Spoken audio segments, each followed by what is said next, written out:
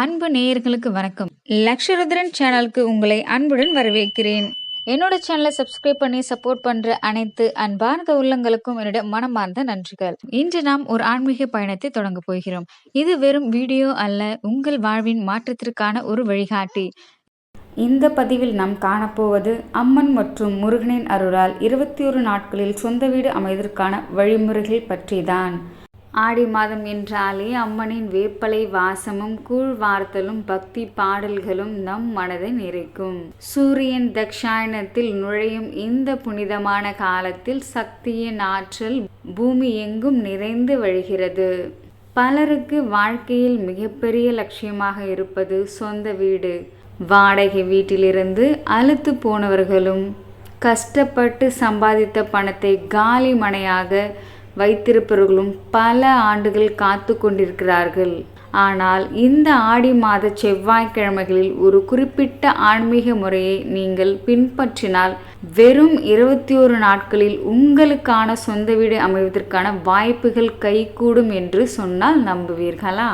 ஆம், இது மந்திரமோ தந்திரமோ அல்ல, இது நம்பிக்கையின் சக்தி, நம் முன்னோர்கள் காட்டிய வழி. இந்த பதிவில் ஆடி செவ்வாய் வழிபாட்டின் மகிமையும் செவ்வாய் கிரகத்தின் அதிபதியான முருகப்பெருமானின் அருளையும் அன்னை சக்தியின் பேரருளையும் இணைந்து 21 நாட்களில் சொந்த வீடு கைகூட நாம் செய்ய வேண்டிய அந்த ஒரு சிறப்பு பரிகார முறை பற்றி மிக விரிவாக பார்க்க போகிறோம். நம்பிக்கையோடு இணைந்திருங்கள். ஆடி செவ்வாய் மற்றும் செவ்வாய் கிரகத்தின் ஆன்மீக ரகசியங்கள். முதலில் ஆடி மாத செவ்வாய்க்கிழமைக்கும் சொந்த வீட்டிற்கும் என்ன சம்பந்தம் என்று பார்ப்போம். ஜோதிட ரீதியாக பூமி மற்றும் சொத்துக்களுக்கு அதிபதியானவர் செவ்வாய் பகவான். அவர்தான் பூமிக்காரகன்.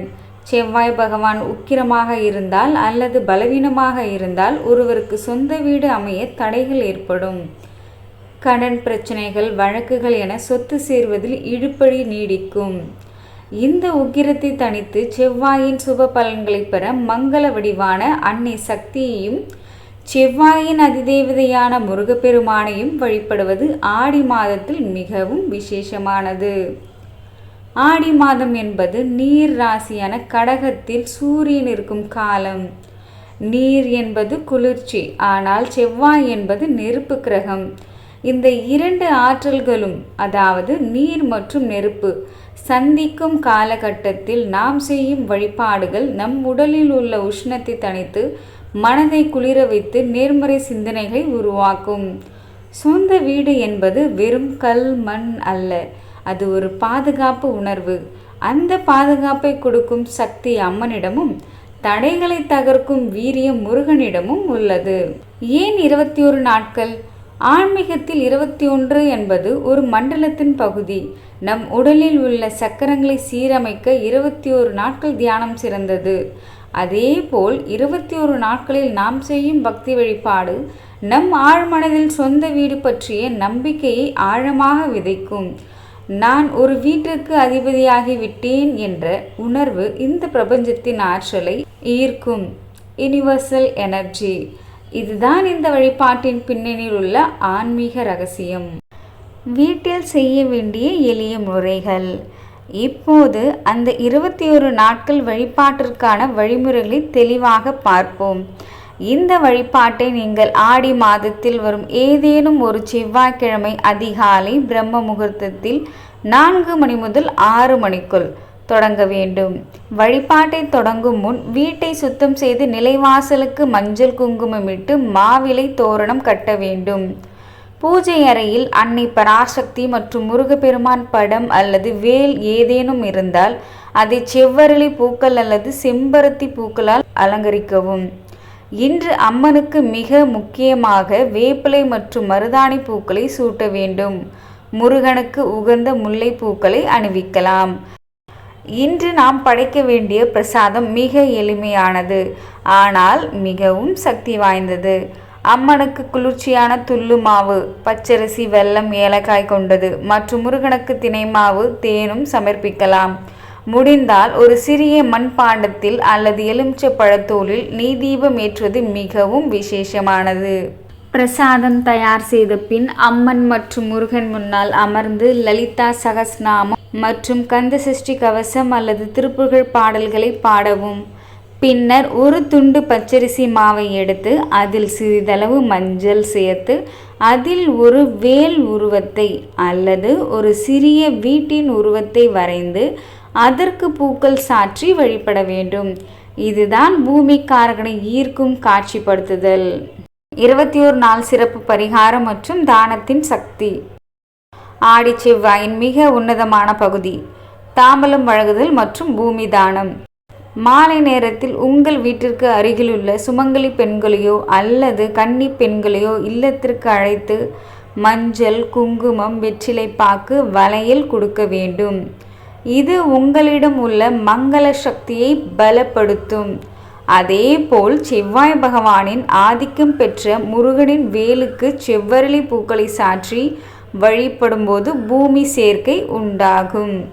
இப்போது அந்த முக்கிய பரிகாரம்.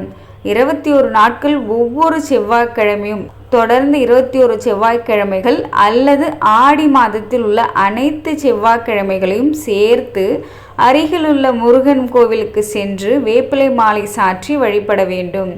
மேலும் கோவிலுக்கு வரும் பக்தர்களுக்கு ஆடிக்கூழ் அல்லது செவ்வாய்க்குரிய தோரம்பருப்பு சாதம் தானமாக வழங்குவது உங்கள் முன்னோர்களின் ஆசையையும் முருகனின் வேல் காவலையும் பெற்றுத்தரும். தானம் என்பது உங்கள் பாவ வினைகளை குறைக்கும். அறிவியல் பூர்வமாக பார்த்தால் ஆடி மாத காற்றில் பரவக்கூடிய கிருமிகளை அழிக்கவே வேப்பிலை, மஞ்சள், கேழ்வரகு கூழ் போன்றவற்றை நம் முன்னோர்கள் பயன்படுத்தினர். ஆன்மீகத்தோடு கலந்த ஆரோக்கியம்தான் நம் சனாதன தர்மத்தின் பேரழகு. இறுதியாக உங்கள் மனதில் எழும் கேள்விகளுக்கான பதில்கள். இந்த 21 நாள் வழிபாட்டை ஆடி மாதத்தில் மட்டும்தான் தொடங்க வேண்டுமா? மாற்று மாதங்களில் தொடங்கலாமா?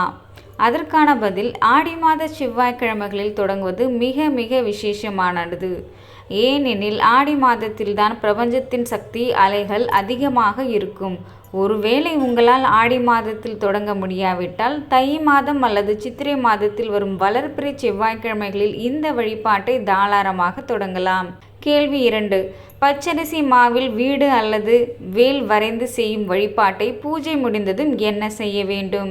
இதற்கான பதில், பூஜை முடிந்து மறுநாள் காலை புதன்கிழமை அந்த பச்சரிசி மாவை எடுத்து உங்கள் வீட்டு தோட்டத்தில் உள்ள மரங்களின் வேரிலோ அல்லது செடிகளிலோ போட்டுவிடலாம். எறும்புகளும் பறவைகளும் அதனை உணவாக உட்கொள்ளும். இது உங்களுக்கு ஜீவ காருண்ய புண்ணியத்தை தேடித்தரும். உங்கள் வழிபாட்டின் பலனை இன்னும் அதிகரிக்கும்.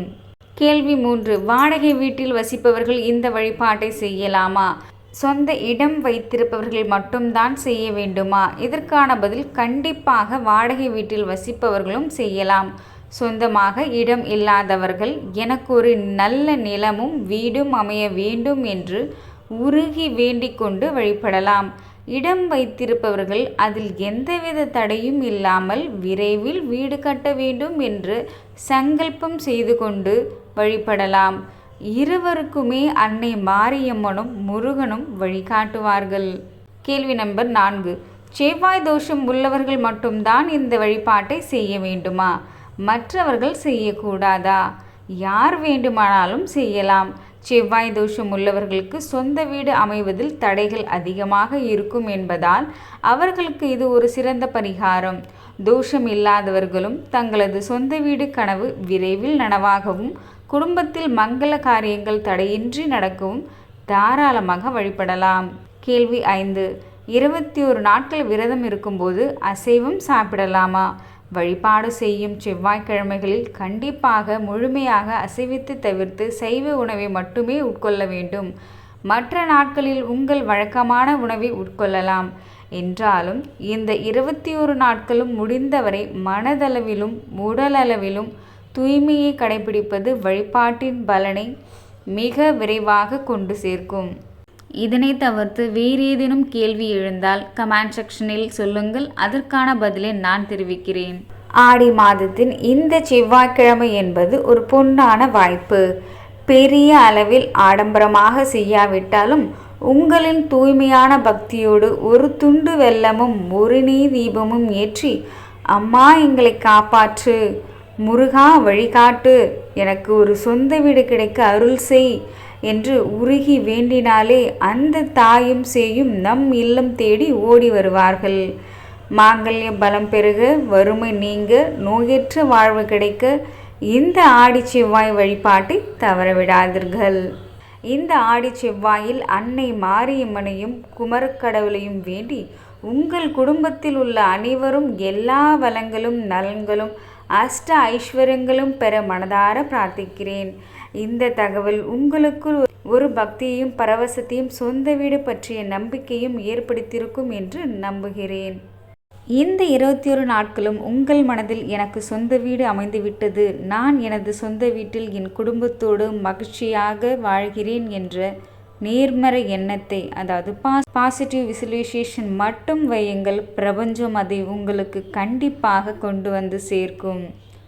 வீடியோவை முழுமையாக பார்த்த அனைத்து முருக மற்றும் அம்மன் பக்தர்களுக்கு நமது கூட்டு பிரார்த்தனையின் தொடக்கமாக கீழே கமெண்ட் பகுதியில் வெற்றிவேல் முருகனுக்கு அரோகரா என்று மறக்காமல் பதிவிடுங்கள். இந்த பதிவு பிடித்திருந்தால் லைக் பண்ணுங்கள், ஷேர் பண்ணுங்கள், கமெண்ட் பண்ணுங்கள், மறக்காமல் சப்ஸ்கிரைப் பண்ணிக்கோங்க. உங்கள் அனைவரது வாழ்விலும் நல்லதே நடக்கட்டும். வெற்றிவேல் முருகனுக்கு அரோகரா. நன்றி, வணக்கம். தேங்க்ஸ் ஃபார் வாட்சிங்.